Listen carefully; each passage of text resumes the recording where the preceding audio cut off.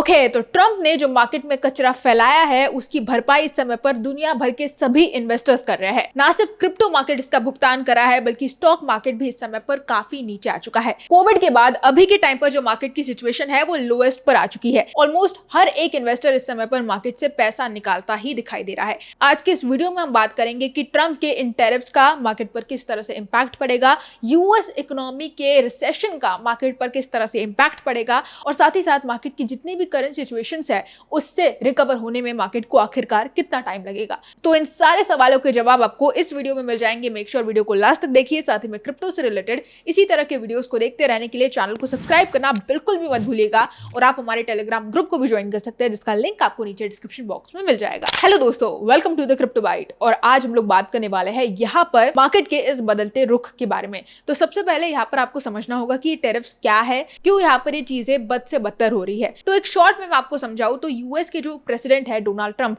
उन्होंने यहाँ पर कनाडा, मैक्सिको और चाइना जैसे देशों पर ऑलमोस्ट 20% टैरिफ्स लगा दी है। ये टैरिफ्स है इन देशों की कंपनी से आने वाले प्रोडक्ट्स पर, यानी कि सीधा सीधा एक ट्रेड वॉर, एक ऐसा ट्रेड वॉर जिसमें चाइना, मैक्सिको और कनाडा जैसी कंट्रीज ने भी जवाबी कार्रवाई की और इन्होंने भी यूएस के प्रोडक्ट्स पर टैरिफ्स लगा दिए। अब ये जो सिचुएशन चल रही है इसमें यूएस को यानी कि डोनाल्ड ट्रंप को लग रहा था कि उनके फेवर में जाती दिखाई देगी, लेकिन ऐसा कुछ भी नहीं हुआ और यूएस को रिसेशन का सामना करना पड़ा। इसको देखते हुए यूएस प्रेसिडेंट ने यहां पर एक स्टेटमेंट भी दे दिया है कि मार्केट के शॉर्ट टर्म इन्वेस्टर्स को इस ट्रेड वॉर के कारण भारी नुकसान हो सकता है। अब यहां पर सोचने वाली बात है कि इस सब से हम कैसे जूझे, हम यहां पर कैसे सर्वाइव करें। तो पिछले वीडियो में भी मैंने बताया था कि ओवरऑल मार्केट की कंडीशंस को अगर हम देखें तो बिटकॉइन से रिलेटेड कोई खास नेगेटिविटी नहीं फैलाई जा रही है, ना ही किसी भी अल्ट कॉइन या फिर मीम कॉइन से रिलेटेड कोई नेगेटिविटी हमें देखने को मिल रही है। हालांकि हर एक कॉइन से रिलेटेड पॉजिटिव अपडेट्स यहां पर आती दिखाई दे रही है, जहां पर XRP कॉइन बुलिश सेंटिमेंट्स दिखाता नजर आ रहा है।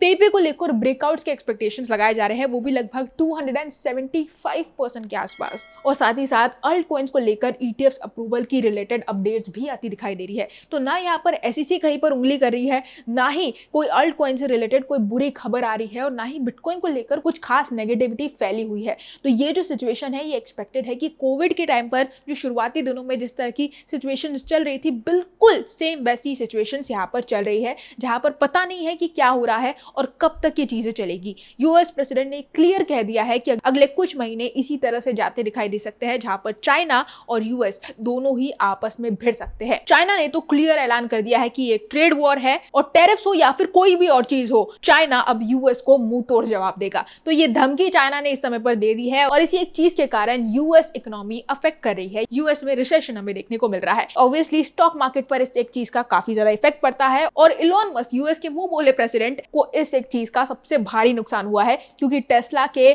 शेयर्स पिछले कुछ हफ्तों में 50% तक नीचे आ चुके हैं। टेस्ला की गाड़ियां यूएस में जलाई जा रही है और फिलहाल एक्स पर आए हुए इलॉन मस्क के स्टेटमेंट्स उन्हें ही डुबाते दिखाई दे रहे हैं। तो इन सभी चीजों का सबसे बड़ा नुकसान इलॉन मस्क को हुआ है। उसके बाद यहाँ पर नैस्डैक जैसी कंपनी को 4% का डाउनफॉल हमें देखने को मिला, जो कि अब तक का काफी लोएस्ट है और इसी एक चीज के कारण स्टॉक मार्केट भी काफी ज्यादा नीचे आ चुका है। लेकिन क्रिप्टो की अगर बात करें तो मैंने पिछले वीडियो में भी बताया है कि इस समय पर $68,000 तक बिटकॉइन टच कर सकता है अपने लोएस्ट पर, और जहां से हमें ब्रेकआउट के एक्सपेक्टेशंस लगाए जा रहे हैं। तो एक सपोर्ट लेवल ऑलरेडी टच कर चुका है $78,000 का और यहाँ से और नीचे नीचे की तरफ हमें मार्केट के सेंटिमेंट्स जाते दिखाई दे रहे हैं। इस समय पर मार्केट की करंट न्यूज की तरफ ध्यान दे तो यहाँ पर SEC postpone altcoins ETF decision but 2025 approval prospects remain strong, जिसका क्लियर ये कहना है कि SEC भी अब altcoins को लेकर, ETFs को लेकर पोस्टपोन करती दिखाई दे रही है स्केड्यूल्स को और अपील्स को। क्यों? मार्केट की सिचुएशन को देखते हुए, यूएस इकोनॉमी को देखते हुए। साथ ही साथ क्रिप्टो मार्केट पिछले कुछ दिनों में इतना गंदा गिरा है कि ऑलमोस्ट $1 बिलियन के आसपास लिक्विडेशन हमें ओवरऑल यहाँ पर देखने को मिल चुके हैं और ये बहुत ही बुरी बात है। 4 मंथ का लोएस्ट आ चुका है इस समय पर मार्केट। और यहाँ पर सीधे सीधे तौर पर मैं बताऊं कि मेरे हिसाब से क्या चल रहा है मार्केट में, तो अगर हम देखें तो ट्रंप को ऐसा लग रहा था कहीं ना कहीं कि इन टैरिफ्स को लगाकर कहीं ना कहीं यूएस को बहुत ही ज्यादा फायदा होगा, लेकिन ये कुछ उल्टा ही जाता दिखाई दिया, जहां पर यूएस को रिसेशन का सामना करना पड़ा।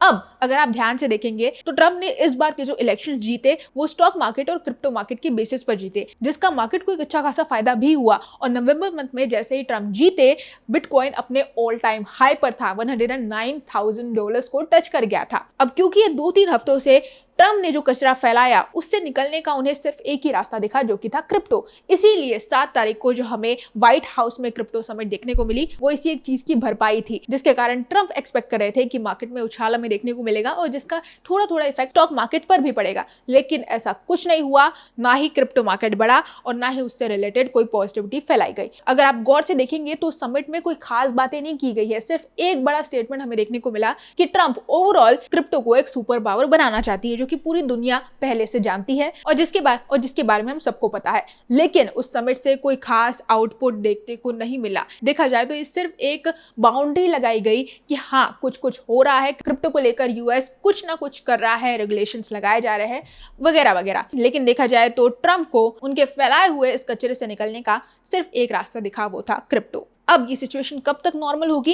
एक्सपेक्ट किया जा रहा है कि ये टैरिफ वॉर तभी खत्म होगा जब कनाडा और यूएस के बीच समझौता होता दिखाई देगा। अगर यूएस अपने अप्लाई किए हुए टैरिफ्स को हटा देता है तो सीधी सी बात है चाइना भी बैक स्टेप्स लेता दिखाई देगा और ये ट्रेड वॉर पूरी तरह से खत्म हो जाएगा। लेकिन अगर ऐसा नहीं होता है तो ये लंबा चलेगा जब तक समझौता नहीं हो जाता। जैसा कि ट्रम्प ने कहा कि अगले कुछ महीने इन्वेस्टर्स के लिए बहुत ही बुरे हो सकते हैं, शॉर्ट टर्म इन्वेस्टर्स के लिए तो और भी ज्यादा। इसीलिए यहाँ पर एक्सपेक्ट किया जा रहा है कि मार्च, अप्रैल और मई मंथ, ये तीनों ही मंथ्स खतरे में है और यहाँ पर आप किसी भी तरह के बुलिश सेंटिमेंट्स का या फिर कोई भी ब्रेकआउट का एक्सपेक्टेशन ना ही लगाए तो बेहतर होगा। हालांकि अगर इस बीच ट्रम्प या फिर यूएस किसी भी तरह का अगर सॉल्यूशन निकालता है इन टैरिफ्स को लेकर तो फाइनली चीजें पूरी तरह से नॉर्मल हो सकती है। तो दोस्तों यही थी हमारी आज की अपडेट। होप आपको थोड़ा बहुत समझ में तो आ गया होगा कि मार्केट में चल क्या रहा है, पूरी दुनिया में क्या चल रहा है। अगर आपको थोड़ी भी हेल्प की है, अगर ये वीडियो अच्छा लगा हो तो वीडियो को लाइक कर देना, चैनल को सब्सक्राइब करना बिल्कुल मत भूलिएगा। साथ ही में टेलीग्राम पर भी इस तरह की काफी सारी अपडेट्स आती रहती है तो आप जाके ज्वाइन कर सकते हो और साथ ही साथ इंस्टाग्राम, टेलीग्राम, ट्विटर हर जगह फॉलो कर सकते हो। लिंक आपको सभी चीजों का